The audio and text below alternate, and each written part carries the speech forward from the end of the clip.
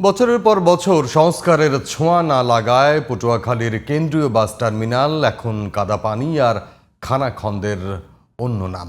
যাত্রীরা পাচ্ছেন না পর্যাপ্ত সেবা।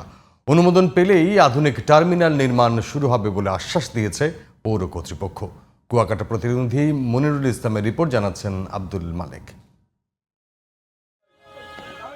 পটুয়াখালীর প্রাণকেন্দ্রে অবস্থিত জেলা বাস টার্মিনাল। এই টার্মিনালের চরম বেহাল অবস্থা চলছে দীর্ঘদিন ধরে। চারপাশে কাদা পানি ভঙ্গুর অবস্থার মধ্যেই চলাচল করতে হচ্ছে যাত্রীদের। বর্ষা এলেই দুর্ভোগ বাড়ে বহুগুণে। নেই বাসে ওঠার জন্য পর্যাপ্ত জায়গা, ভাঙা রাস্তা, ট্রাফিক জট আর জলাবদ্ধতায় সীমাহীন বিড়ম্বনায় যাত্রীরা।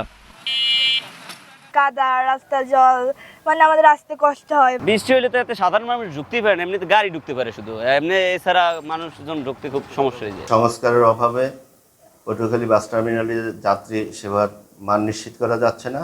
শুধু যাত্রীরাই নয়, বিড়ম্বনায় বাস চালকেরাও। শৌচাগার, বিশ্রামাগার বা আধুনিক তেমন কোনো সুযোগ সুবিধাই নেই এই টার্মিনালে। বৃষ্টি হইলে খুব সমস্যা হয় আমাদের, রাস্তাঘাটের অবস্থা খুবই খারাপ। এখানে যে গর্ত, একটা গাড়ি যদি নামে গর্তে আর একটা গাড়িতে টাইনে উড়ুই না লাগে। বাস স্ট্যান্ড বহু বছর ধরে খালি, আপনারা আন আর মোরা কই, কোনো উন্নত নাই।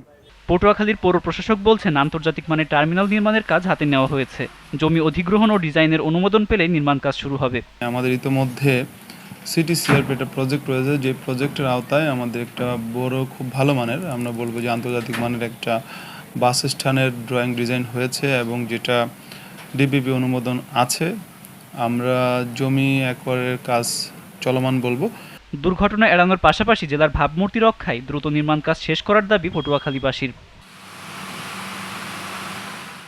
আব্দুল মালেক, জিটিভি নিউজ।